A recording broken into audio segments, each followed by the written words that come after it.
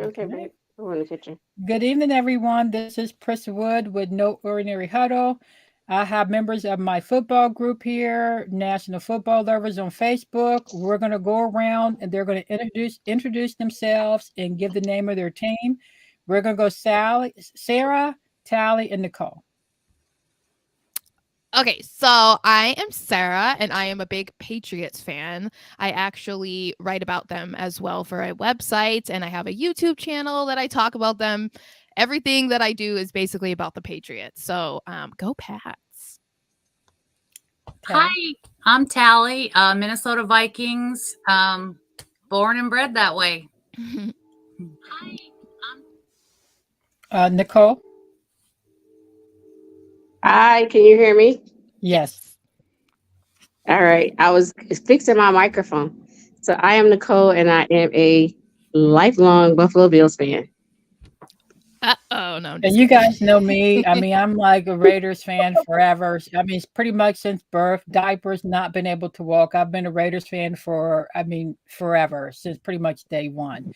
As I said, this is Pris Wood. We're with No Ordinary Huddle. The podcast is a spinoff on my group. I have some amazing people in my group, amazing fans. So this podcast was created so that you guys get to know some of my members in my group because, like I said, they're really fabulous. So the first question is, the first thing we want to talk about is the first game that you ever saw.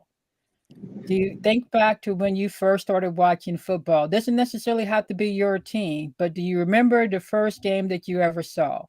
We're gonna go Tali, Nicole, then Sara. Honestly, the first game, I'm sure I watched it on TV. The first game that I remember that attending was Vikings game. It was against Miami, and it was way back when they weren't even called preseason; they were called exhibition games. And it was at Joe Robbie Stadium, so that was a while ago. Nice. But that was the first one that I remember attending. What about you, Nicole? My son, use my doggies. Quiet. Hey. My first game, I believe it was a preseason game. My son was in Boy Scouts, so they always got like $10 tickets for preseason games. So we would go every single year. So this year was actually, well, last season was actually my first time attending a regular season game in person. So that was exciting. It was a Monday night game, our home opener. So that was fun. Nice. What about you, Sara? I don't remember the first game I ever watched. When I was little, I would go to my grandparents' house a lot. We spent a lot of time there. And just because I wanted to hang out with my grandfather, I would sit with him on his, grandpa couch and watch and have no idea what was going on. But my first game that I went to in person was a Patriots at Seahawks game in 2008. Tom Brady was injured for the entire season, and so we had Matt Castle at quarterback, and apparently Matt Hasselbeck was also injured. So I don't know if you Wow. guys remember Seneca Wallace when he started for the Seahawks. Mm-hmm. Yeah, so it was a Matt Castle versus Seneca Wallace game. Patriots won by 2 points. So that Okay. was my first one. It was really fun. Okay, perfect. Yeah, my first game that I mean, I think I was hiding behind my dad's chair because I was little and I grew up, I'm like the youngest girl out of 13. I'm number 12 out Oh, of wow. 13. So I was hiding behind my dad's chair trying to watch the game at like 1.5 years old, not really knowing anything, but I was fascinated because they were like knocking people out. And that was like, growing up with older brothers, you get it. Yeah. And that was me. That was the first time I ever, and that was a Raiders game, and I've just been a Raiders fan ever since. Just followed them ever since. So what made you follow the team that you're following now? Like, how did you fall in love with your team, and do you remember why that was and when that was? So for that, we're gonna go tap. Did you say me first? She's breaking up a little bit. Yeah. You're fading. Can you Uh-oh. hear us? Yes. Yeah, you were Yes. breaking up a little bit there, Chris. Mine, being a Viking fan, I was born in Minnesota. actually grew up in Colorado, but my dad, my whole family, they're Vikings fans. So mine comes from my dad. We would, back then there was no option, no Sunday ticket. If your local, if your team wasn't on the local channels, then you didn't get to watch it. So I grew up in the mountains in Colorado, and we would drive to Denver on Sundays to a sports bar that would have it on. However they did it, would have all the different teams, and watched it at that bar. And that's just where, my whole family, that's just where it's from, and just mostly my dad.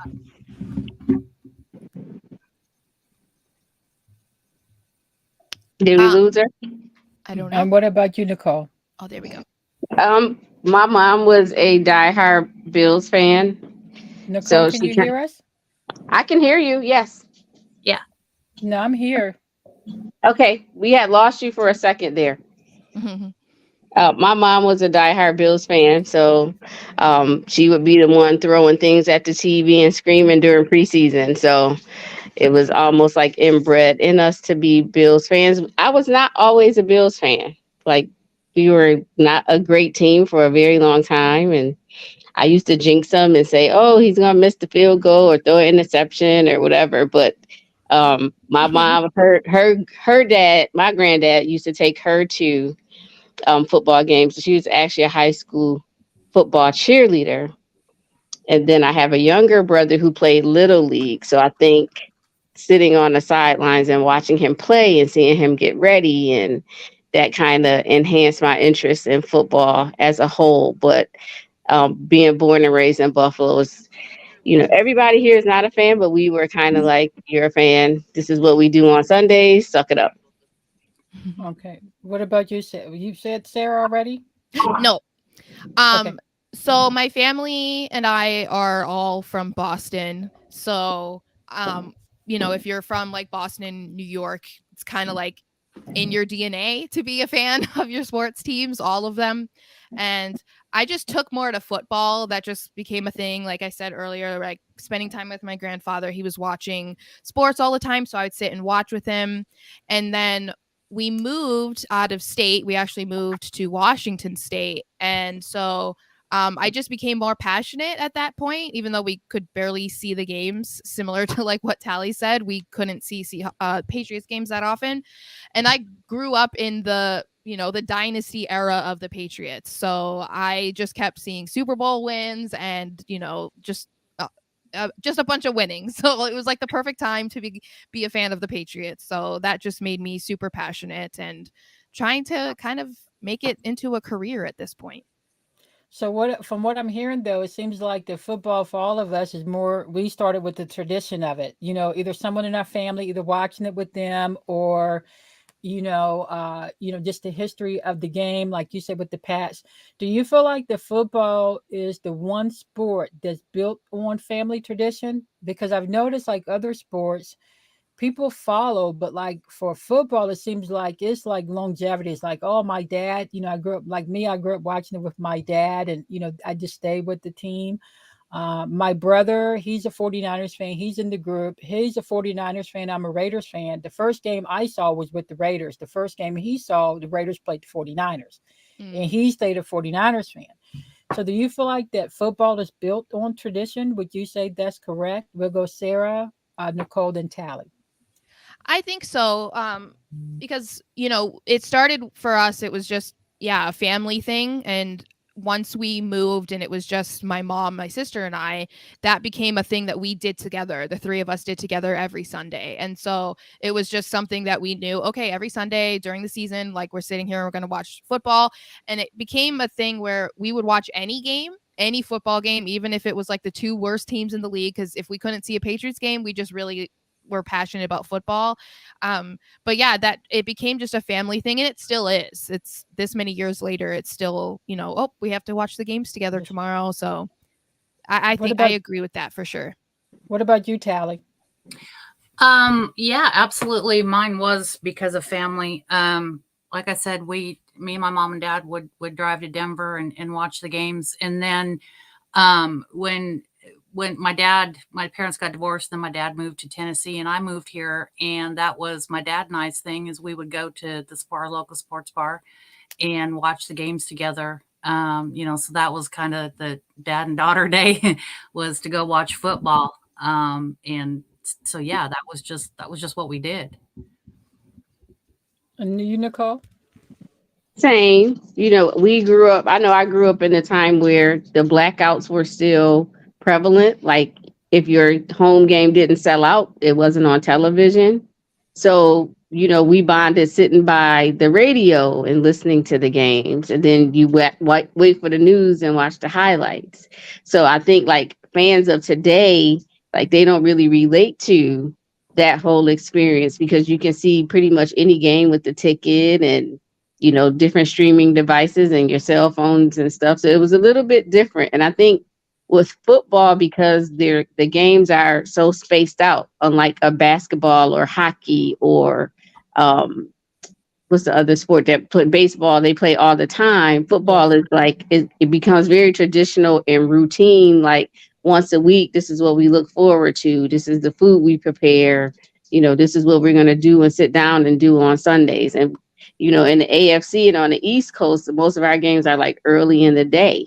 So it was like church, home for football, then dinner. And that was like our Sunday routine. Exactly. So God, definitely family, that football. kind of breeds that tradition. Yeah, God, family, football. That's like the whole thing. I need to make this shirt because people keep asking me to make it. So everyone, Steve says hello. We all know Steve Kumichael. He is like the biggest Patriots fan. But he does want the Bears quarterback to be his quarterback now that Aaron Rodgers left. He didn't want to admit it on the podcast, so I have to bring him back to get him to finally admit that. To get him to admit that, because I know he was leaning to say that. So he says hello. The next question is, the next topic I want to discuss is your favorite player. Is the favorite player you had when you first started watching, is that still your favorite player today? Or do you have a favorite player you had back then and then it changed to a player that's on the field now? So we're going to go Nicole, Tali, and then Sara.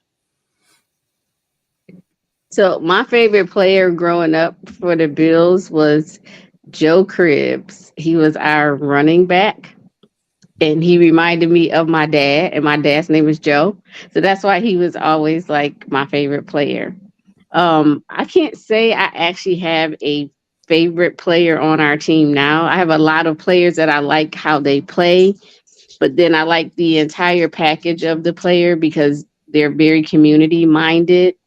So probably if I had to pick a player, it would be Stefon Diggs because he does a lot for the community. He's very visible. And he plays pretty well. And he's very passionate about the team and about the sport. So he's probably my favorite player right now. Now that's if he stays. I mean, we're gonna get into that too. So yeah, we don't know yet. What about you, Tali? I would have to say, remembering back in the beginning, probably Chris Carter was my favorite. Okay. I've always been a fan of wide receivers. I think that's my favorite position to watch, which then kind of turned into Randy Moss. Oh, yes. Yeah. He was my all-time favorite to watch. And then now it'd have to be Justin Jefferson. Of course. That kid is just dynamic and a lot of fun. But yeah, as far as on our team, yeah, those would have to be my three. What about you, Sara? I think you guys are expecting this, but of course it's Tom Brady. I mean, I grew up in that era, so look at it, thumbs down. I know. AFC East rivals here.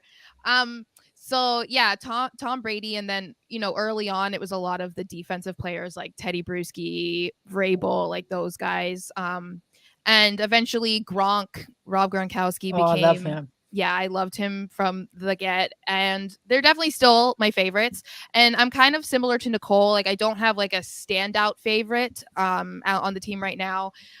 One of my all-time favorites just retired, Matthew Slater, which might be odd to some people because he's a special teamer, but I just adored him. I just thought he was so amazing.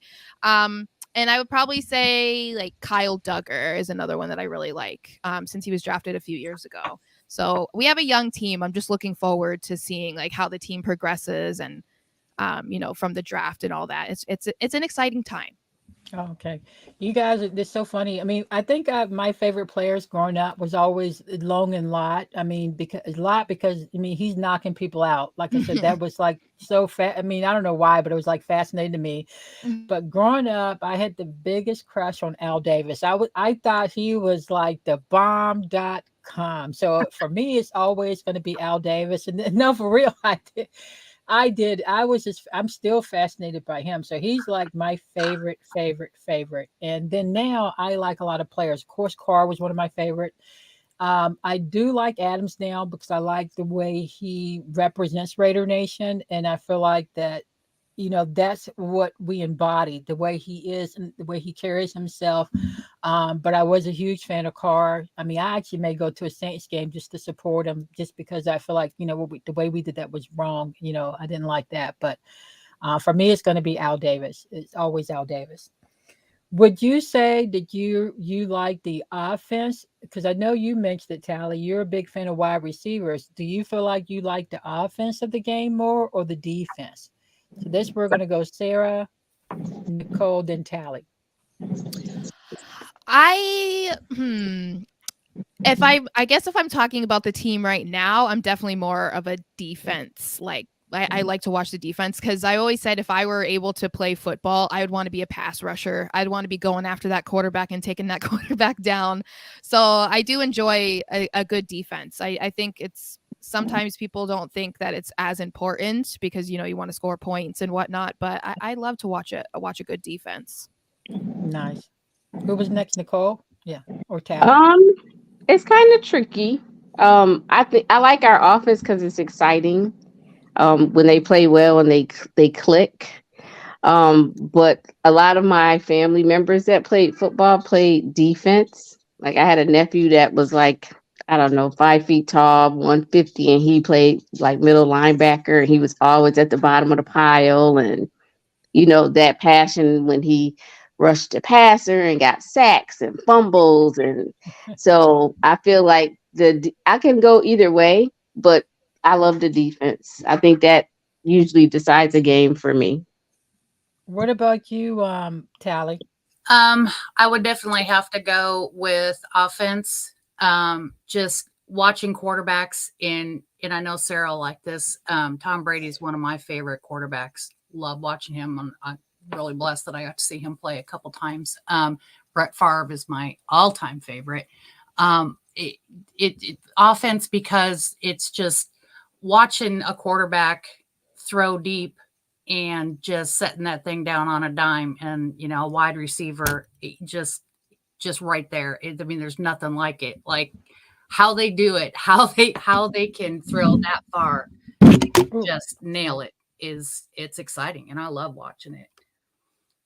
I think for me, I'm going to go offense as well. I like the quarterback, but for me, I would probably say special teams. I think the special teams can make or break. Defense is key, but you need special teams. You need that guy that's going to be the difference. Okay, we need to score. We need to score a touchdown. So we need this run back. We need the punt return. We need something exciting. So for me, I'm going to say offense because of that. Because I think that those special teams get overlooked so much because, for one, they're not on the field as long, but they make key differences, on the field and in the score. So for me, I'm going to go special teams. It's always like a soft spot for me. And then I also like when well, I guess defense. I say if I'm going to look at defense, I like when the linemen, like when they get the ball, it's a fumble and they run it back for a touchdown. That's like, I mean, I'll scream. I don't care even if it's against my team, I'm going to scream for that guy to score that touchdown, because I think that is probably one of the funniest and best things and rewarding things in football, to see a lineman get that in. So I want to give him that.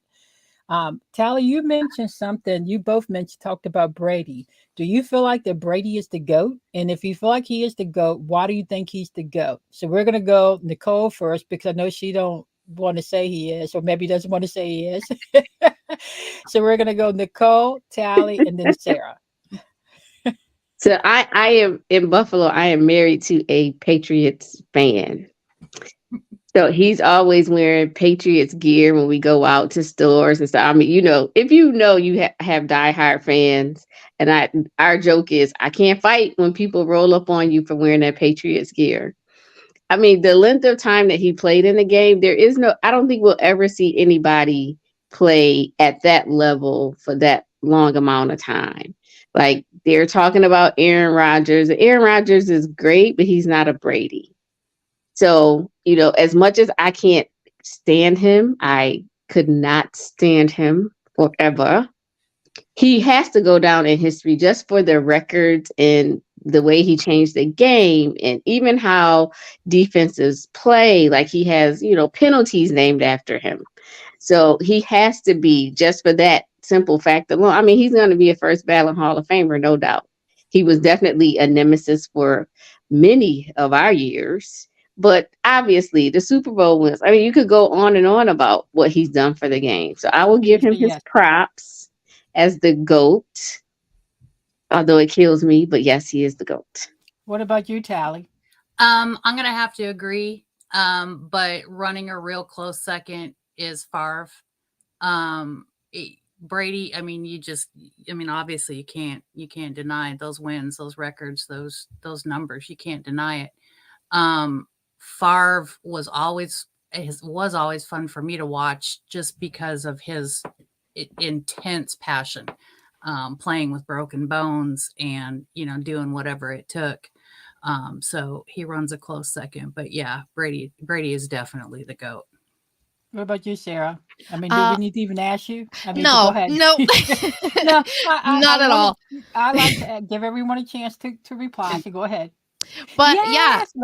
Yes, of course. I mean, basically for everything that they said, 7 out of 10 Super Bowls, basically broke every single quarterback record. The longevity, basically everything. Yeah, definitely. There's no close second right now, in my opinion, where we, like Tali said earlier, she said she was lucky that we got to see Brady play. And that is like, it sucks if you're not a fan and you were on the losing end because you were playing against the Patriots, but it is something that is going to be cool to be able to say that, you got to watch one of the all-time, if not the all-time greatest play in your lifetime. Now, I do agree that Brady's the GOAT, but I like Brady for different reasons. Definitely not the Tuck rule, which I'm not upset with that because we had time left. So, I mean, I get that. For me, I find I like a real leader. I like a true leader on the field, and I watched him when he won the Super Bowl, and he's so excited because some of these guys are opening their first ring, or they're excited to be getting rings and to be a part of something. He was more concerned about other players versus, patting himself on the back and saying, you know what, I'm here and now I'm the GOAT. So, I like guys that are humble. That really impressed me with Brady. I did watch the special with Tim and Woodson, and when they were talking about the Tuck rule and different things, and I mean, hey, it is what it is, and we got to move on from that, So Brady's not keeping us from winning Super Bowl. We need to look at our head coaches and go from there. So we can't be blaming Brady forever. So yep. I do agree that he's the GOAT. I think we got gypped with him though, because I felt like, although he did many great things with New England, I felt like when he got to Tampa Bay, we got to see more of a personal side to him. Yes. Like, he was almost more likable. And I think it was just the organization and the freedom that he had when he left New England and went to Tampa Bay. So older Brady, I like to see his off the field personality and some of that stuff come out. He was always so stoic and serious all the time. And he really was he turned out to be a pretty fun guy towards the end there. But I think you have to, when you look at the organizations, there's a difference in the organization. So if you're paying for the Patriots, you got to understand that Brady was like that clean cut boy next door. So he had to play that persona for pretty much most of his entire career. Can you imagine like that stringent guideline? This is how you have to be. And then when he went to Tampa, I mean, man, I don't, their head coach is what their head coach is. So it's like, what are you going to do? So Brady, and that's why you got to probably see a little bit more coming out of Brady at that particular time. I feel like because it's a different coaching situation. So we have Freddie McLemore that's joining us. He says hello. Freddie, what fan are you? Do you know him, Tali? I do. Tali, you can hear Tali. So I figured he was a Vikings fan because guys. He's actually a Texans fan. A Texans fan. Yes. Okay, Freddie, I know you're excited about the draft, which brings up actually, I want to get to the draft next. I want to talk about Brett Favre here because Tali mentioned Brett Favre.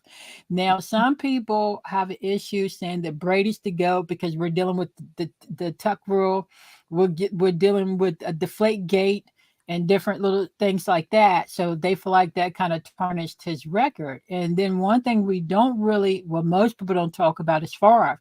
And Favre has not, let me be clear, Favre has not been proven guilty of anything. All it is speculation. So this is just a topic to talk about the general idea, concept that's going on. We don't know what Favre did because he's not been proven guilty. So let's be clear with that.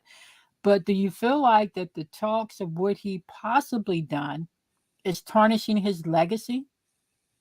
Because you don't really hear about it, but you don't really hear you used to be all out in the forefront, but now you don't really hear too much about Favre. So we're gonna go Sara, Tali, and then Nicole. It's kind of hard, I think, in sports because people are accused of things or they're proven to have done things, and after a certain amount of time people kind of just move on and forget about it, or sometimes people just don't care ever. And so I think it's kind of tricky to say because he's not so far removed from football, but he's kind of been out of the game for a long enough time that I don't know that it really correlates. I think it's definitely making people, look at him a little bit differently just because they want to see the outcome and, whatever this ends up becoming. But I don't know if it really affects his football legacy because I don't know that, there's a lot of people that the biggest people that talk online are not people who were even alive for most of Favre's career. So, yeah, I don't know. It's so kind of like, so you say no. What about you, Tali? Or you're basically not saying no, but you're not sure because it really, there's not enough been talked about or discussed. What about you, Tali? Right. I think I agree with the fact that you don't really see it in the headlines much. I think a majority of the people probably understand that when somebody gets accused of the things that he's been accused of, in my thoughts anyway, is that he's so far removed from, I guess you'd call them transactions that are happening, that he may not even have known that they were happening. People, when you've got that much money and that many things going on in your life, you've got a whole lot of people doing things for you. So it's quite possible that he didn't have, barely an idea of really what was transpiring. If he did, then, I guess we'll find out. But yeah, I don't think that he's relevant in the football topic right now for it to damage his history. I think his history is history, and I don't think that's going to be forgotten. So I honestly, no, I don't think it's going to damage his reputation. A quick question for you, Tali. So if, let's say he is far removed from it and he, wasn't aware this thing is going on or whatever, a lot of time has passed. Do you feel like that even if he didn't know, he has never made a statement saying I didn't do these things. I'm going to investigate and get to the bottom of this because this is my heart root of anything. Draft up a speech and just reply to it, saying to address it. He has not done that at all. Do you feel like that would help him, or you just feel like that it doesn't matter at this point? I'm gonna guess that now that that the accusation is there, he's probably, obviously got a team of lawyers telling him what he can say and can't say. And I'm going to assume that he was told to just not say anything, whether it's, trying to defend himself or not. I think it's just going to be one of those things that happens in the courtroom, and and we'll probably never know the actual truth of what happened. We never do. So, we never do. Even we could be watching everything transpire in the courtroom, and we really don't know. yeah. What about you, Nicole? I know she stepped away. Well, I know when I'm here. I'm just fixing some dinner. I know when it all came out and the reporters was reporting on it, there was like some retaliatory lawsuits on his part, like suing them for slander, and it just sounds like it's very messy. But the court of public opinion will convict you before anything else, before any facts are found out. So I think from a football standpoint, I agree with everybody else on the panel that he's been gone from football a long time. So, his history has already been set. It's not like anything that happens is going to tarnish that. It may tarnish his reputation going forward, but not what he's already done. Yeah, he's already made his money at this point. He could be a private. He could, and this is the thing. Once you've made your money, you could be a private investor in a whole plethora of things, and people don't even know it. So that's that. So now we're at the NFL draft, which I know Tali, she spent some time at the airport. She was there, so we know that she visited. Yep. Let's talk about, we're going to talk about Tali's experience after this, but let's talk about your team. Do you feel like that your team addressed the needs? Because we all know our team received grades for the draft, whatever that means to whatever. But do you feel like that your team addressed the needs of your team with the draft, or what positions did they leave out? We're going to go Nicole, Sara, then Tali.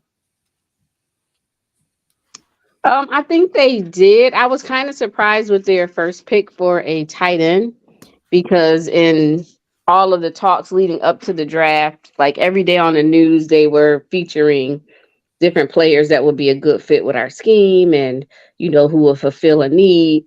But I think our overall grade was like a B. I think they're still like looking at some free agency moves, but I think they addressed some of the needs that offensive line. I think later in the draft we got like a new linebacker. So I think they did address some of our needs. I really like our GM. He's very crafty, very calculating. He tends to make pretty good picks. But like looking at the statistics going up into the draft, and they basically said that they hadn't picked anybody in the first round for the offense, like since they drafted Josh Allen. So that's like no running backs, no offensive linemen, no wide receivers. Like that was kind of like alarming. So I think, I felt like they did pretty decent in the draft. So you will give them a C, middle line, because they address some issues, but not others. Yeah, I would give them low B, high C plus. Okay. What about you, Sara? I was actually pretty pleased with what the Patriots did. I was excited that they got the top ranked, or depending on where you looked, the top ranked cornerback in the first round after trading back, and he wasn't supposed to get out of the top 10. So that was exciting.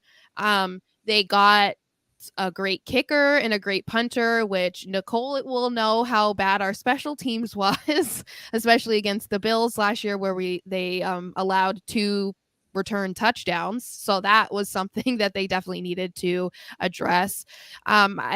I'm excited about the few undrafted free agents that they brought in as well. We only were allowed to bring in 3 because the roster was basically full. But I think the biggest problem that most people had was that they didn't really address the wide receiver route, when that's been a problem for the Patriots for quite a while. And they didn't pick a receiver until the 6th round. So although they're supposed to be great players, it is a little worrisome that they didn't address it earlier. But I think overall they hit the biggest needs on the team. So I'd probably give them like a B. What about you, Tali? I'm going to say that our draft was like uneventful.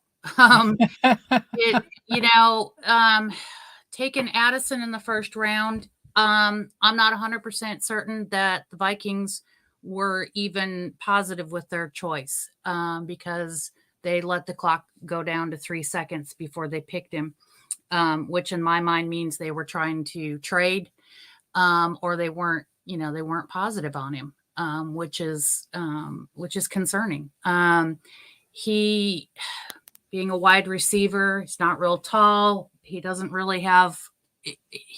He's really not a dynamic player, and we seem to do that a lot in our draft picks, picking the underdogs. We've won some with that, and we've lost some with that, but we seem to take that risk a lot.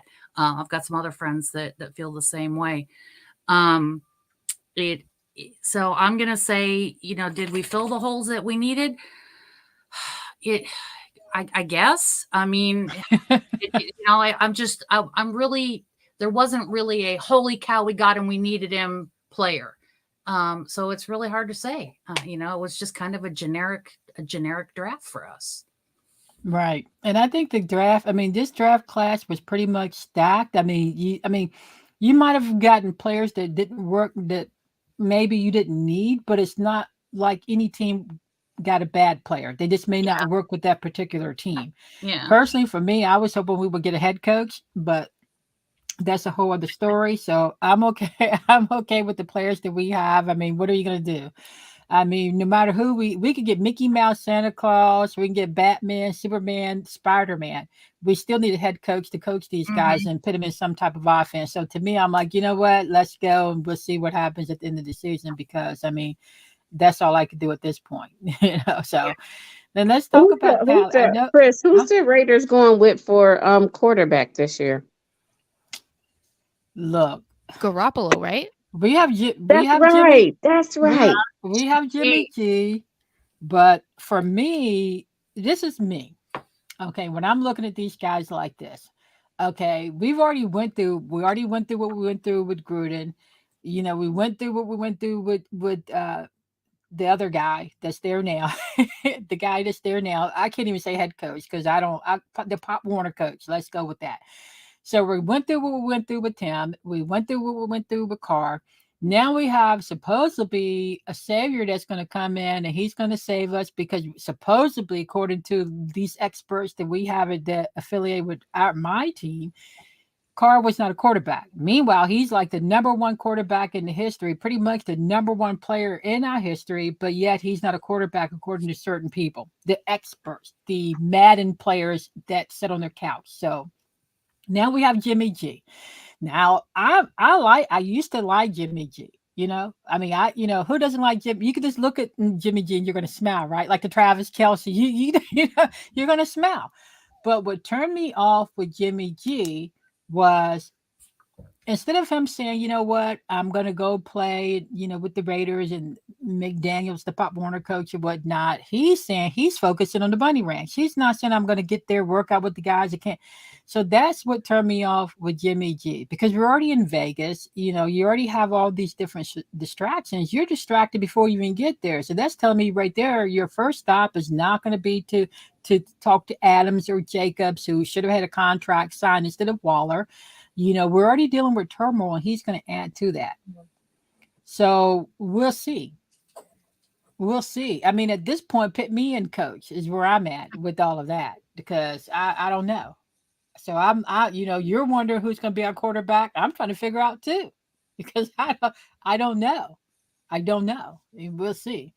So let's talk to Tali about the draft, because Tali, we know that you travel a lot. I don't know if Nicole, we'll get to you two as well, if you ever been to the draft, but Tali, tell us your experience of going to the draft. Because people are wondering, some people have never been, tell us about your experience, some things you recommend, and, how you feel, because you usually do the inner circle, I believe, right? So yeah. Talk to us about that. This was my third. The first one was Nashville, and then Vegas, and then Kansas City. I've been fortunate and blessed to have been inner circle. You don't. This time in Kansas City, I didn't have inner circle tickets. We stood in line and got picked to go in. So you don't have to have tickets beforehand to get in.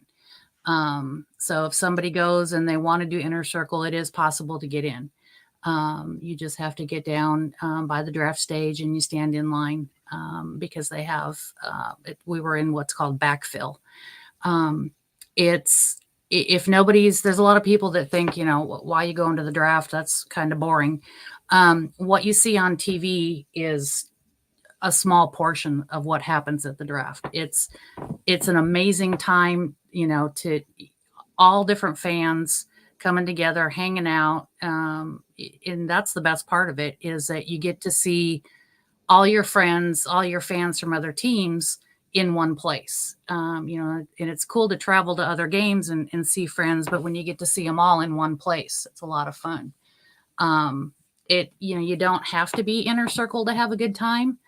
I've never had a bad experience being at the draft. I've never, nobody's ever gotten ugly and bad mouths in the Vikings or anything like that. Everybody's always been really cool. But if you've never been, it's definitely something that you want to go to at least once just to experience it. Nice. Now, Sarah, we'll go Sarah, then Nicole. Sarah, have you ever been to the draft? I have not, no. Does that seem like something you want to go to? Yeah, I had a possible opportunity to go last year. It just ended up not happening because I think it was last year. It was in Vegas, I think. Yes. So it wasn't going to be for me because I'm in the Phoenix area. It wouldn't have been too far of a drive, but it just didn't work out. So I'm hoping at some point in the future I can go. What about you, Nicole? I had a good friend that went this year. It never crossed my mind to go to the draft. The irony for me is the really bad teams, it seems like it's very exciting for them because they get the higher picks. So it's like, do I really want to go? Should I go? I believe they've had it in New York State before. New York City is very far. I'm probably closer to Philly than I am to New York City, although I'm in New York State. But I think, if it's something that you want to do and you get something out of it, absolutely. It looks like it's a lot of fun.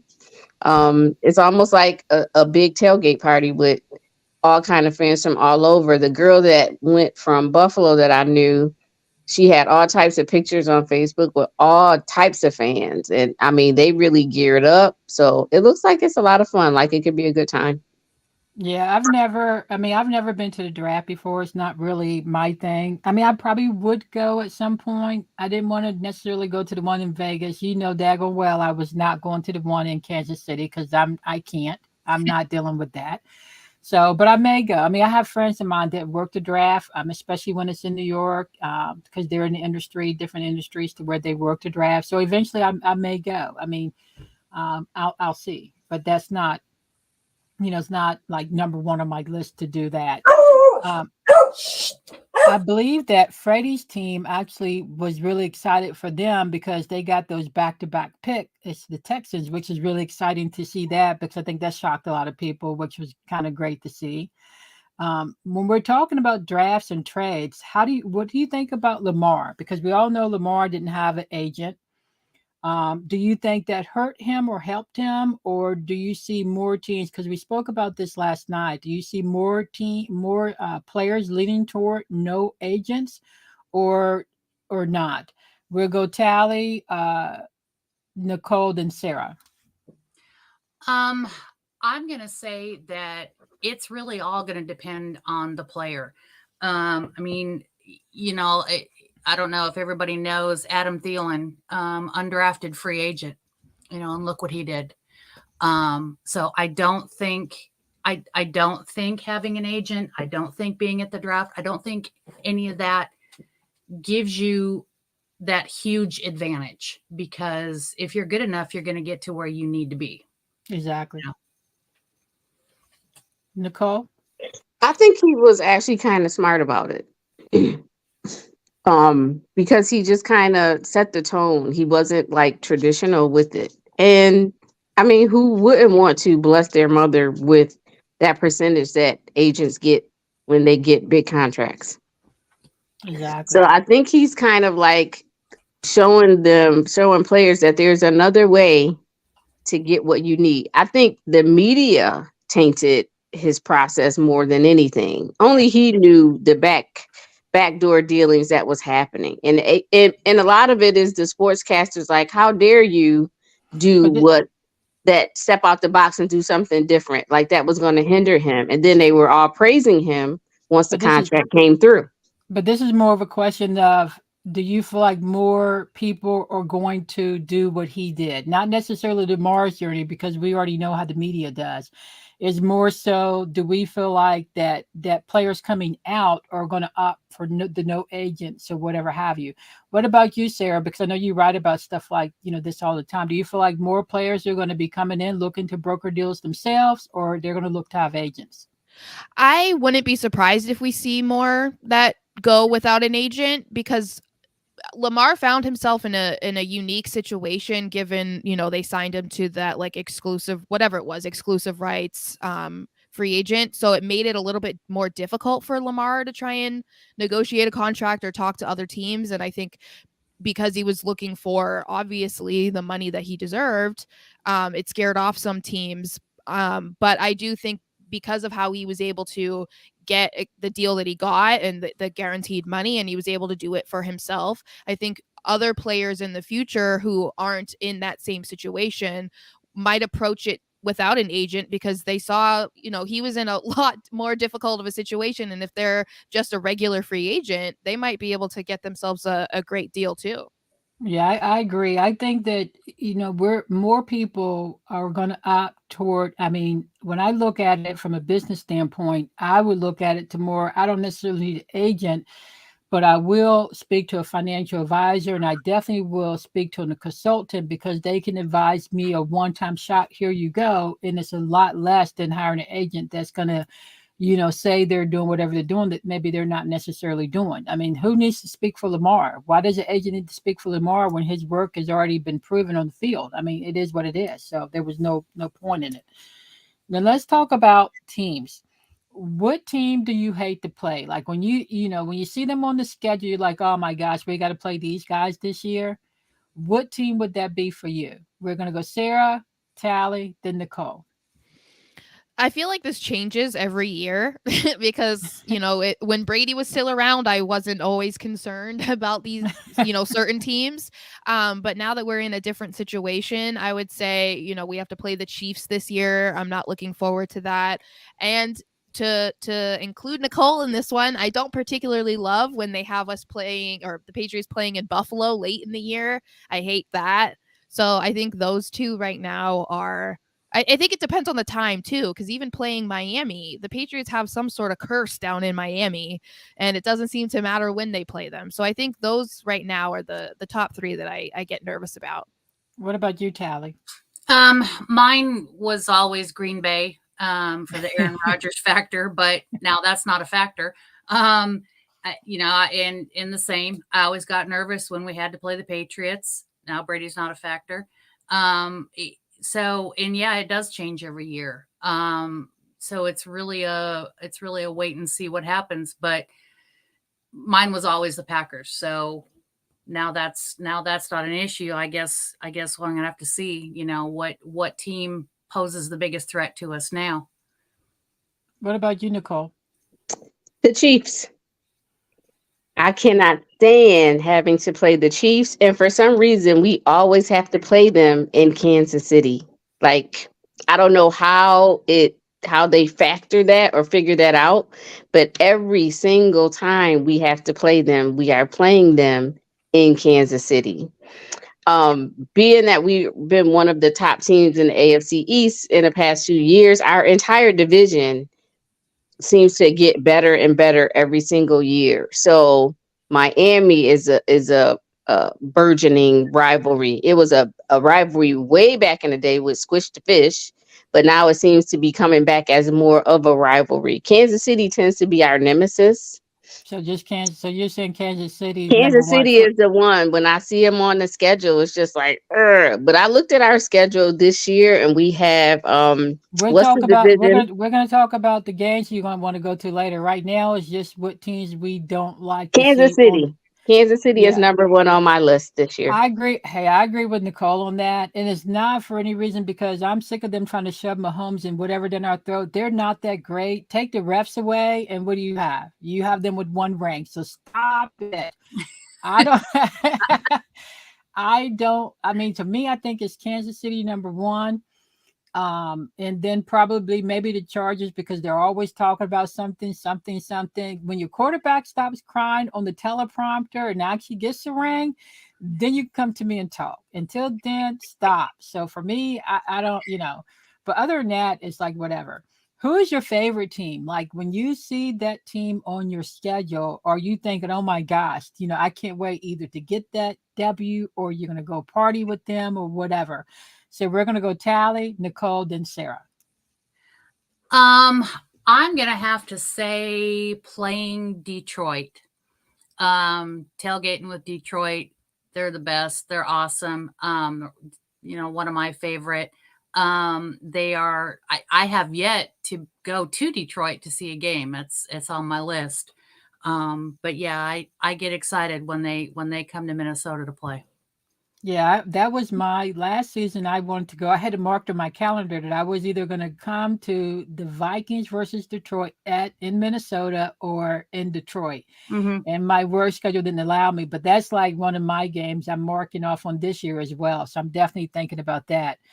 What about you, Nicole? I think this year, Cincinnati, just because of the connection that we have with them. We looked trash against them in the playoffs. Obviously, we lost horribly, but the people that were there and that came in support of the Bills, even though they were rooting for their own team, just showed a lot of sportsmanship. So I think having that connection with them that we'll always have with them, that would be exciting to see a Cincinnati game. What about you, Sara? Because of where I'm located, I have to say the Cardinals. I feel the last few times that they've played the Cardinals have been much better games, I think, than anticipated. And the fact that I can go to those games makes me look forward to them even more. All right. I forget. The New York games are right in my backyard. So, I think when the Raiders, the last time we played the Jets, I was sideline and taking my photos. So that was really nice. So, but we don't play. I mean, I think we played New York, but I think it's in Vegas. So, I mean, we'll see. Who do you think is the worst fan base? Which team has the worst fan base in the NFL?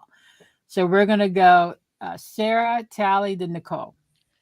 Well, you're going to like my answer, but I would have to say some of them, at least from the ones that I've interacted with online, the Chiefs fans are pretty insufferable for the most part. And I give them credit because they have a great quarterback. Their team has been very successful.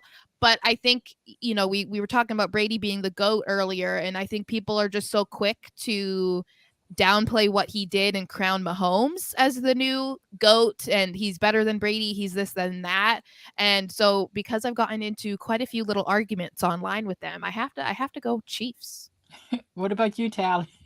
I'm gonna have to say, and I say this with hesitation because I've got some friends that are Eagles fans, but I'm gonna have to say the Eagles.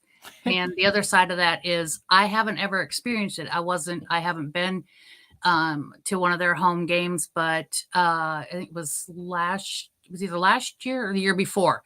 Might have been the year before. A bunch of friends went, and there were some really awful things that happened. Oh my goodness! Yeah, just groups with kids and throwing full beer bottles at them, and wow, and kids cussing at them, and it a couple friends it got downright scary for them. I haven't in any of the teams that I've ever been to, away games, home games, anything. I've never had a problem with anybody. I've never had a fan get ugly with me. So just from hearsay, I'd have to say the Eagles. And like I said, I say that with hesitation because I do have some friends that are Eagles fans, so they're not included in that. But that'd be my answer. What about you, Nicole? I think one of the worst fan bases for me is the Dallas Cowboys. And not like I have any bad experiences or anything, but they are like, all they need to do is win one game, and they're the champions. They're going to the Super Bowl.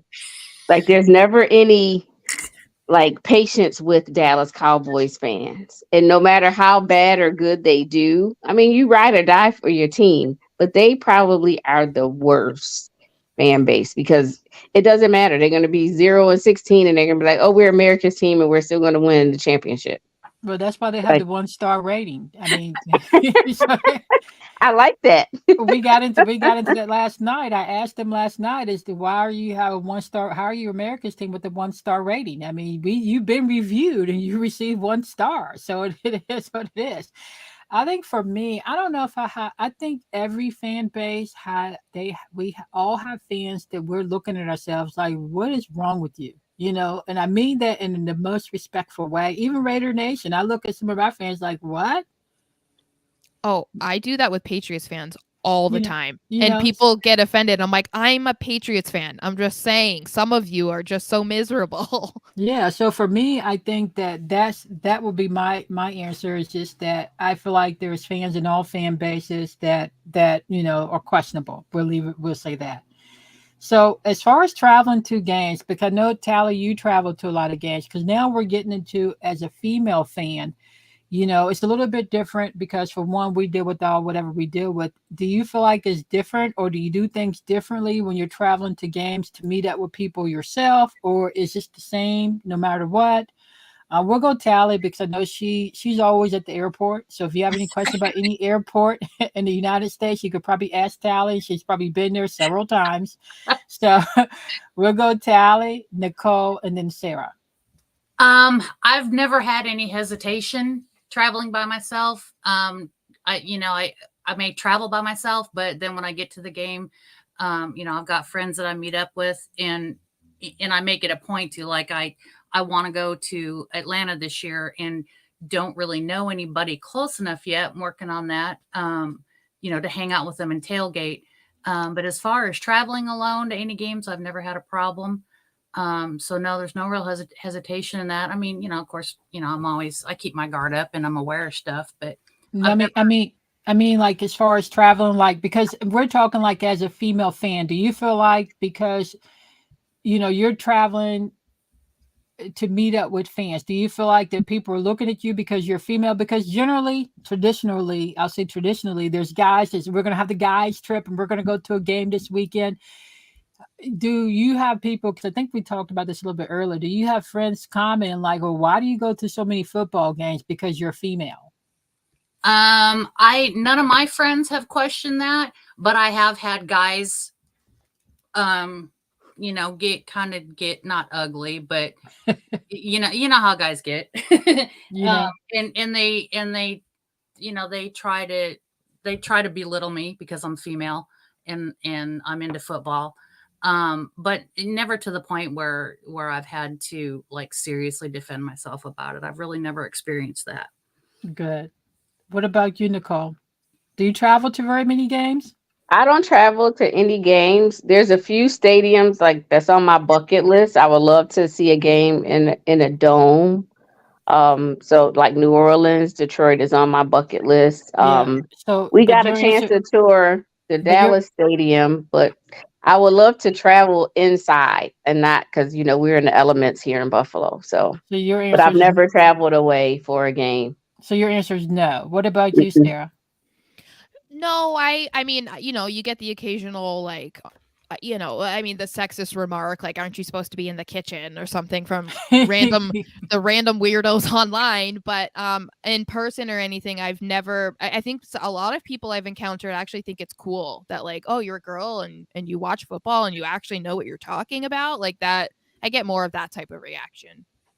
So tell me something, because I know Tali's really much the one that travels a lot, but tell me something you hate hearing as a female fan, like when you're, I know I get it. I mean, Tali, you see me like say stuff to people on Facebook because I really don't care. You're not going to be, coming at me disrespectful and think I'm supposed to just take that. I'm going to let you know you're going to fall all the way back because I only look nice in my profile picture. That's what you call the okie doke. So let me ask something. What do you hate hearing as a female fan? Like, what comment? Like, if you hear it one more time, or if you had a penny for every time you heard that, you'd be a billionaire at this point. We'll go Nicole, Tali, and then Sara. Just that you don't really know football, that you only watch it for the uniforms, or you only watch it for the guys and that look good. Like, I really enjoy the actual sport of football. I enjoy watching it. It's, something that I bond with people with. So Look, that part, like, you don't, like, you're a female and there's no way that you can know what you're talking about when you're sitting there watching a game. Look, I don't know about anyone else, but I'm gonna be honest. Yes, I'm looking at those guys. Look, Travis Kelsey. This enough said. Yes, I'm looking at what they're wearing, just like you guys look at females. I'm looking at them too, but I do understand the game. So she may not be looking, but I'm gonna be honest and say yes, I am. I have eyes, and I'm using them very well. Thank you Oh, very much. it's definitely eye candy, no doubt. It's definitely eye candy, but it's a little bit more than that. Exactly. What about you, Yep. Tally? What do you hate hearing as a female fan? Like, what comments? You're like, you know what? Enough of that. You don't really hear much, but what do you hear? Yeah, I mean, I've had the occasional comment, we're walking through tailgating and guys will say, do you even know who your quarterback is? Or, just comments like that. It get annoying. But I honestly just once in a blue moon hearing something like that, I really haven't experienced anything like that. What about you, Sara? I think I've never really dealt with this kind of thing in person. It's always the people that are online because of the anonymity. Obviously, they feel more bold to say things, but I would say it's just the same thing. Like, how do you don't even know what you're talking about? You don't understand football because you never played. That's like one of the biggest things. You can't understand football because you never played football. I'm like, what does that even mean? Like, do you know that most of the people who write and cover sports have never played? That doesn't mean anything. And that's across the entire spectrum of pro sports, as Yeah. far as not ever playing before. So for me, I guess maybe I get it more than most, because Nicole, you see me going back and forth, and I don't know why that is, but like, I'll comment. For me, like you said, Sara, so even when I walk into the store, because I'm all rated up. And I remember one time I went to the supermarket, and this was when the year we made the playoffs. And I was all rated up with the stuff that I make myself. And I'm in the store, and the guy was like, "Oh, you're a Raiders fan?" No, obviously, I'm saying to myself, obviously, I had nothing else to do, nothing else to wear, because it's laundry day. So maybe I borrowed some guy stuff, and I'm walking around the store because I had nothing else to wear today. I mean, are you serious? No one? I'm like, yes, I'm a Raiders fan. And then he was like, "Oh, because we're not going to do anything this year. We need Carr." I'm like, I said, I guarantee you, we're going to make the playoffs this year. I guarantee you we're going to make it, because we were going through like all the different stuff with Gruden and all that stuff. And he's like, "Oh, no, chest is all puffed up, like he's whatever." I'm like, okay, you watch.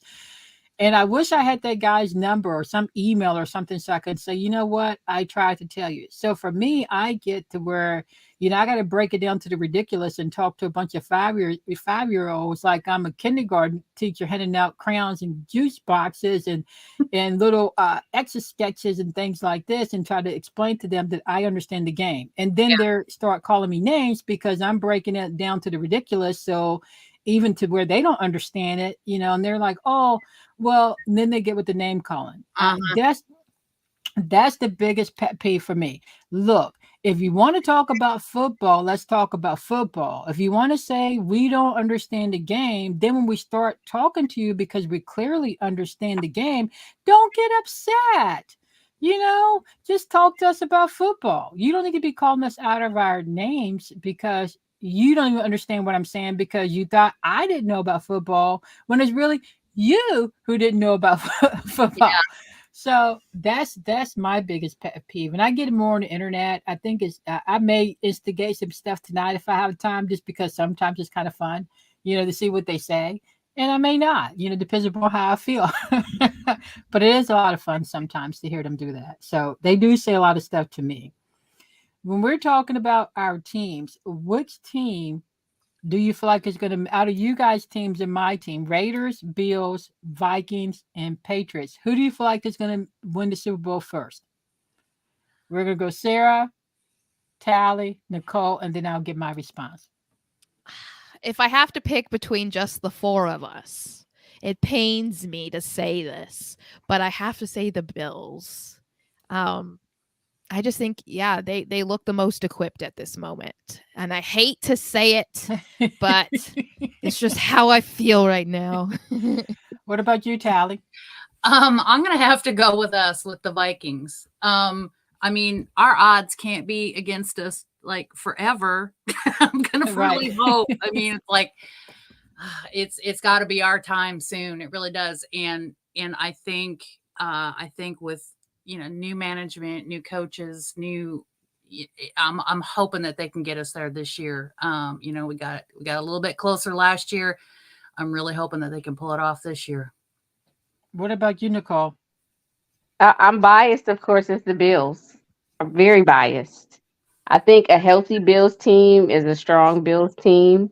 And we struggled last year, even with all of the injuries and stuff, and still was able to make a run in the playoffs. So, out of these four teams, yes, I would say Bills. Out of the entire league, I don't know. It's yet to be determined. Just our four teams. So Yep, for me, out of these four, yeah.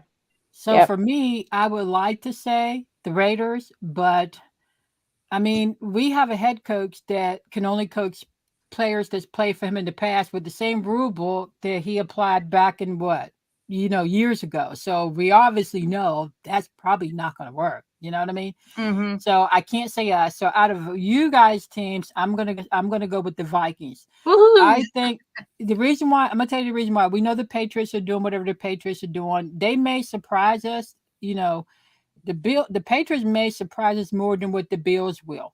I feel like the Vikings in Detroit are poised to put the NFL on notice. I'm trying to tell you guys, I told you guys this the year before, and look what happened. I think the Bills, I think you kind of missed the time for you guys to win the Super Bowl. I feel like that if you guys don't win the Super Bowl this year, you can pretty much say Diggs is gone, because Diggs at the point to where he's already got both feet out the door. He's just basically catching the ball from the upper body. He's not invested right now. He said that after the last season, it was like, you guys should have did more. And Josh Allen is great, but he may be a great quarterback that never won a Super Bowl. And I said that 2 years ago, and I'm standing by that. If he does not do it this year, he can forget it, because there's too many good quarterbacks. They're trying to push Mahomes down our throat. They bypassed Allen. They said he's a great quarterback, but now they're looking at Burrows. You got Lawrence. You have Hurts. You have all these different Herbert. You have all these different quarterbacks that are coming into the league that's going to push Josh Allen time frame out the window. So he has to do it this year. If he doesn't, I feel like that you guys, even with as greatest team as you have, you're going to have to figure something out. And it may be without Diggs and Allen. I don't know. But I feel like out of these teams, I feel like it's got to be the Vikings. Unfortunately, I can't even say our team. I would like to say our team, but me, I have to keep it real and understand that we don't have a head coach that can even, I feel like maybe he should be the water boy or something. I don't know, but I'm going to say the Vikings. I'm going to say the Vikings at this point, because I can't. So we're talking about super fans. Let's talk about super fans, because I think, Nicole, the last time you were on, we touched upon this a little bit. What do you feel like a super fan means to me? Because I feel like some people get offended when the term super fan is used, because they maybe don't have I don't really want to say, well, let's ask Tali, because she's here. So Tali, I know that you definitely would be a super fan, a fanatic, a fan, an ultimate fan, however you want to say it. But when we're talking about super fans, do you feel like that the persona that you have for games, what would you call that? Would it be an alter ego, a character? Because and the reason why I'm asking is because we all want to make sure we use the correct terminology, so no one's been offended simply because other fans don't understand the correct terminology for it. So explain to us, like, would that be your alter ego or some, how does that work as far as for you personally? Personally, no, I'm not going to say alter ego. It's just how I express my passion for the team. I do have some friends that are super fans that when they gear up they're a different person, that's their persona. So a lot of people do it differently, but that's just how I express my passion. I choose to gear up, paint my face. It doesn't mean that I'm any bigger of a fan than anybody else just because I do what I do. There's folks that can't afford to go to games, and they can't afford, to buy all the stuff and travel and do all that. It doesn't make them any less of a fan. They may be the biggest fan ever, just sitting in their living room, and that's cool. Some of us are fortunate to be able to do what we do, and but no, it's not an alter ego, or it's just how I show my passion. Okay. What do you think it means to you, Sarah? Because I know you write, you write about the sport or whatnot. What does the super fan mean to you? Yeah, I agree with a lot of what Tali said, because for me, I've not lived in the New England area for over 20 years now. So, I've had to show that I was a fan in different ways because I live in different places with different teams. And so like I want to make sure to be like, hey, like I'm a Pats fan, so I'll wear a hat or a t-shirt. But I am one of those people too that haven't been able to go to a ton of games or watch every single game. So I enjoy just talking to people and meeting fans online, writing about them. And I feel like that's a good way for me to be able to express my fanship, because I can't always do it in person and go to games and travel. So I think just talking and just interacting with other fans is how I would say. What about you, Nicole? I think we can all identify watching certain teams, like they'll key on certain super fans at games, like the JETS guy, or the different Vikings fans. And so I think we identify them as super fans because they get the exposure. But I agree with everyone else. Your level of fandom is based on what you're capable of doing and how you feel like you need to enjoy the game. In our area, it's difficult to enjoy games after October, November, unless you want to weather, the weather. So, I think it's your own, approach to how you want to root for your own team. But I think we definitely see the exposure of quote unquote super fans. Like, I don't recall ever seeing like an award for a super fan until this year. And maybe But I just wasn't paying attention, but like they had, I think every team had a person that was going to be voted no, on as a no, super no, that fan. was you talking fan of the year is different. This is just your how you perceive a super fan. So for me, I feel like a super fan. And I really think the term needs to be redefined. I mean, that's just me personally, and that's no offense against anyone, because I have friends that, I mean, they go all out, and I'm here for it. I'm here for it, whether it's my team or not. But I kind of feel like the term needs to be redefined, because I've seen super fans that have had season tickets forever, and maybe they just wear a jersey to the game. I've seen super fans to where they've never ever been to any game anywhere, but they could tell you the entire history rundown of the team and pretty much most of the teams of the NFL. Yep. I've seen super fans to where they have their, and I don't really want to say costumes, they have their alter ego or whatever, however, and the reason why I'm using different terminology, because I know every person defines it differently. So I'm trying to not be offensive to anyone, just trying to explain that there are people that order different, things to represent their team or rep their team, or to, when they go to games, they like to dress a certain way or look a certain way and all of this stuff, which I think is great. But I feel like the term needs to be redefined to where fans that maybe they just want to go to the game and rep their team and not, maybe wear certain things or whatever, that they don't feel like that they're not even a fan. And I feel like that's the issue because I've had people message me like, well, you know, you're talking about super fans, and I've had a season ticket forever, and I feel like I'm a super fan. So I feel like it needs to be redefined so the people that are deemed regular fans are not offended simply because they don't, have a certain not, guys know what I mean. They're I know not exactly what you mean. Yeah. yeah. So and Tally, because so it's kind of difficult to like pinpoint the exact words because as you know, everyone defines it differently. So I feel like if it's redefined, whether you have an alter ego for games, whether you're like Tally that has, I mean, she has amazing face paint and then she has her horns and different things, whether you're that or whether you're me, I may just go on the t-shirt and, Raiders stuff, but I've been a fan for over 50 years. You understand? Yeah. So, and technically, according to the definition, I'm not a super fan, you know?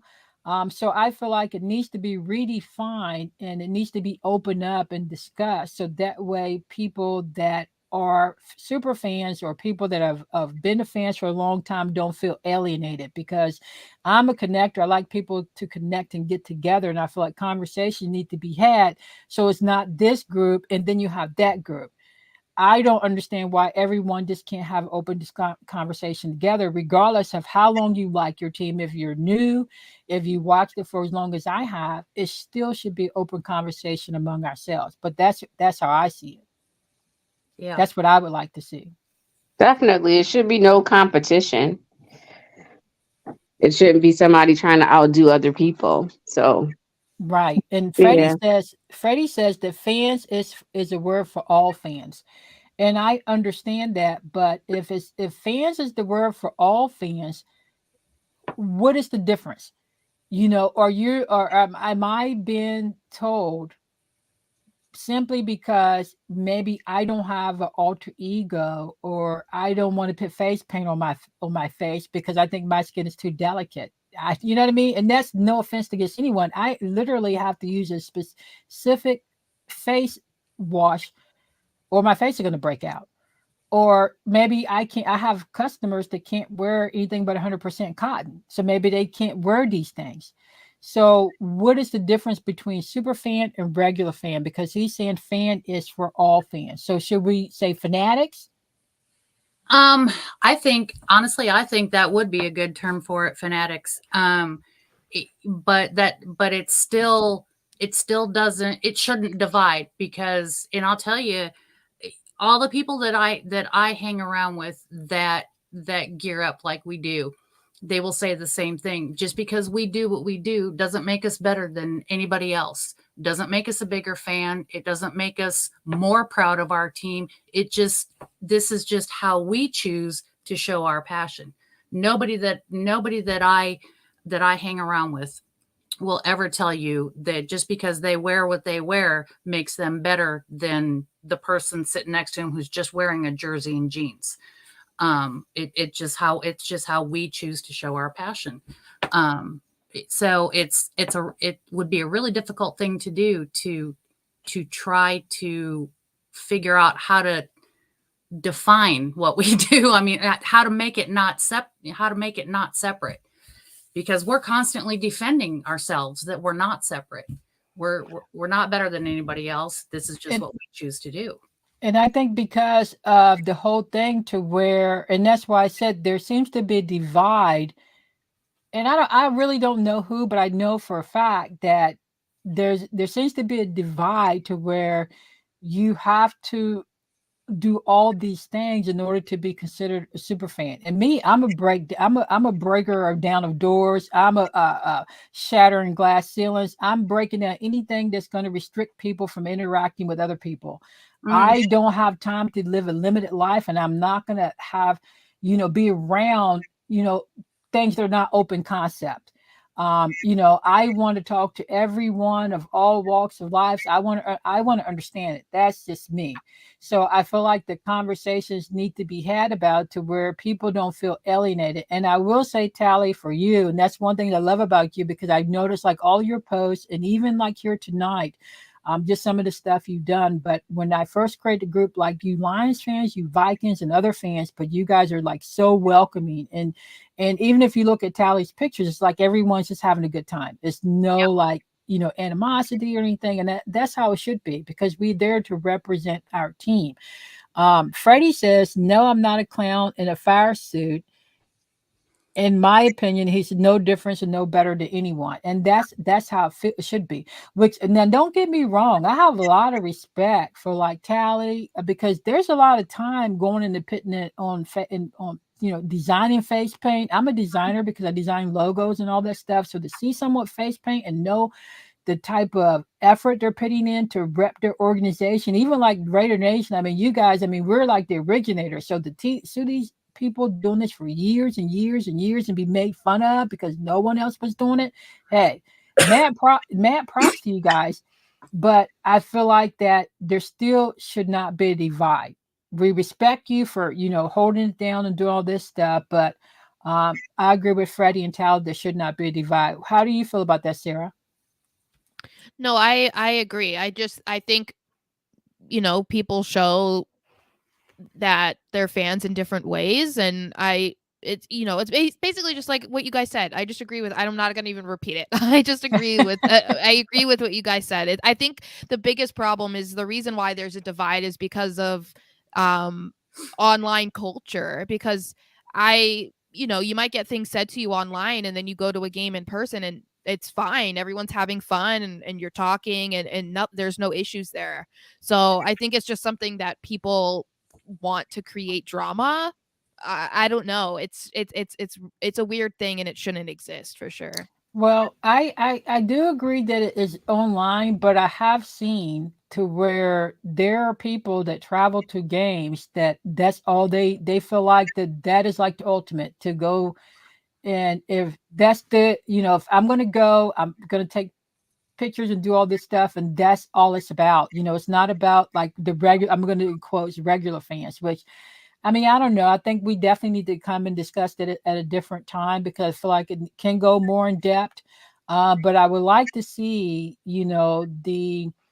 the stereotypes and stigmatism. I would like to see that erased, because I think it's so wonderful when I see like Tali on television. A lot of my Facebook friends, when I see them on television and they're all geared up repping their teams, whether they're repping the Raiders or not, I think that is absolutely amazing, the dedication they put into designing their face paint and what they wear. I think that's just amazing. So I'd rather see other people appreciating that part about them versus being alienated because certain people feel like they're better because they do that and others can't. And that's what bothers me the most, because I don't feel like people like Tali and then Freddie are being respected enough and appreciated enough, the dedication they put into following the organization, because of the stereotypes that certain fans feel like they're better because they do it. So that's what bothers me the most. Yeah. We're all doing the same thing. We're just wearing different colors. And like you said, the camaraderie, that's the best part about it is exactly friends on other teams. But it's, being one that gears up, I don't want to say, I don't want people to respect me for that. That's just what I choose to do. I have huge respect for the people that never go to that never buy anything other than a jersey, but have been to every single Vikings game since the organization started. That I love those people. That's where my respect lies, not because somebody paints their face and gears up. It's just how we show what our love for our team, and everybody shows it differently. But for me, when I say I respect you guys for doing that, because me at my time, you say you work 90 hours a week. If I'm limited to 80, 90 hours a week, that's a good week. Yeah. Because I literally work 7 days a week. So I could literally take one business and work that business for one day every single day until I retire. So that's how my time is set up. And that's not talking about the 12 social media pages and the group and everything else that I have to get done in my personal life. So that's where I'm at. So when I say I respect, like as far as what you guys do, as far as face paint and stuff, because it's not taking you 2 minutes to do that. No, so, it doesn't. So I love the fans to go whatever, because I'm probably one of those fans, because if I make it to the game, I'm probably hectic. I'm probably running late. So, hey, I get it. If that's what you could do, I feel like there's levels to everything. Do you get in where you fit in and stay there and have a good time? But I know for like people like Tali and people that are putting a lot of time into this, they are repping their team, but they're also taking extra time out to put together these looks. And that's why I said I respect that, because literally for someone who works 80, 90 hours to say, hey, I'm going to take 2-3 hours to do face paint on top of that, to rep not just her team, but the other Vikings team fans as well. That says a lot about the character of a person. That's just me. And I don't like when other fans feel alienated, because certain ones feel like that fans should be respected or not respected, celebrated more because they dress up and other fans don't. Yeah. Respect her time, because she does put a lot of time into this, as do other fans. Nicole, how do you feel about that? Do you have anything to add? I just like the evolution of how people represent their teams. I think we hear about incidences every year with fans getting into altercations or whatever. But like Tally said, regardless of who your team is, we're all here for the same reason, to root for our team. And you bond in that, camaraderie. So I like the evolution of people feeling safe and able to express how they feel about their team and that they love their team. I mean, you work hard, you play hard, you spend your money, good money on tickets. You should be able to celebrate however you want to celebrate and not be restricted. So I like to see that level of enthusiasm. It's good to see.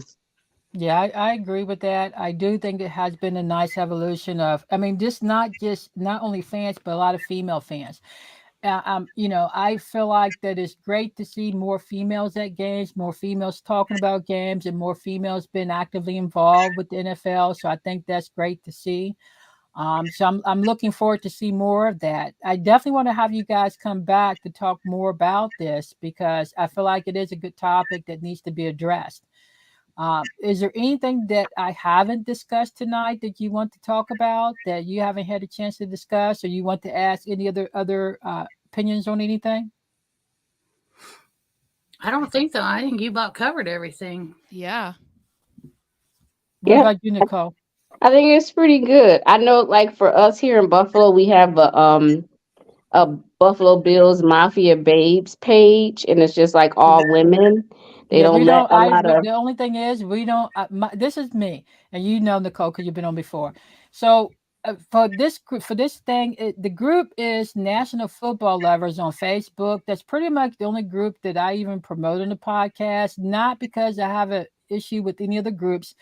The reason why I promote that group, because every single guest is a member of that group. And the podcast is a spin-off of that group to give my members a platform to share ideas, share their thoughts on NFL topics. The reason why I don't promote other groups is because for me personally, it would never, ever, ever be about other groups. And the only reason why I say my group is because that lets you know where to find my guests. But for me, I'm always going to celebrate my group members. If they're fans of other teams and they follow other things, I think that's wonderful, wonderful. But for me, my purpose is to celebrate my group members and to give them a platform in which to discuss ideas. So I really don't really ever share information on other groups. No, If you what I want was going to say was like that's our little female group here in Buffalo.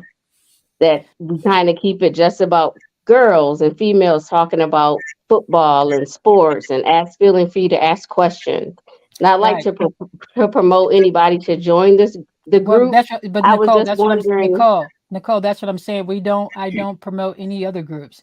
No, And I'm one not thing trying to. I don't want to promote it. I was just going to ask, does anybody else's fan base have anything like that in their well, for town? one, yeah, but for one, we don't promote other groups. And for me personally, even if we had something like that, that's not something I would want to be a part of, because for me, I'm not going to subject myself to just you know, if I want to talk about football, I'm going to talk about football, whether there's guys, females, purple stripe people, pinstripe people, polka dot people. I'm going to talk about football with everyone. So I would never personally be a part of something to where I have to, you know, because I'm a certain gender, that makes me feel comfortable. If somebody's uncomfortable because I'm talking about football and they're a guy, they're just going to have to be uncomfortable because I'm still going to talk about football. That's just me. What about you, Tally? Anything that you want to talk about that I didn't discuss? Any like thing that happened to you when in your mini travels? Any recommendations on anything? Not, I mean, other than people that live their whole life for just their for just their team, and they hate other teams, and you know, won't even talk to other fans and are constantly bashing other fans, that they really should expand their horizons and start to, you know, hang out with other fans, because it makes the football experience so much better. You know, when you can travel to an away game and you've already got a whole group of friends that, you know, are that home team, and you can hang out with them, and your experience is just amazing. It makes it so much better. You know, rather than just living in, you know, your little team sheltered life and hating everybody else. And I say that because I used to be like that. I mean, I didn't even want anyone to say Green Bay around me. Like, oh, what's with that? And when I started to realize that the football experience gets so much more fulfilling when you're friends with other, you know, with other fans, and you hang out with them, and because you're all, like I said, you're all doing the same thing. You're just wearing different colors. You're loving your team. You know, so if you've got that little sheltered mind of hating other teams and don't want to hang around them, to try to, you know, expand and be friends, and because it really does make the football experience just so much more better.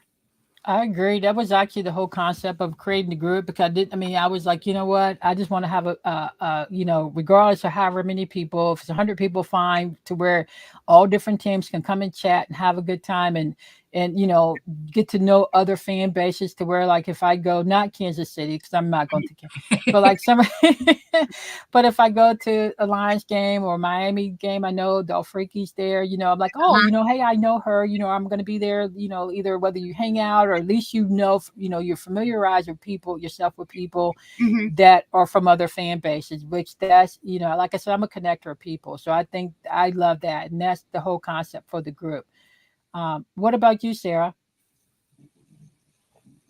What was the original question again? The question was, is there anything that we didn't touch upon tonight? I feel like the super fans would probably come back and have that at a later date, because that's like a more in-depth conversation. Right. And I want to make sure I have the correct terminology before I really get into that a little bit more.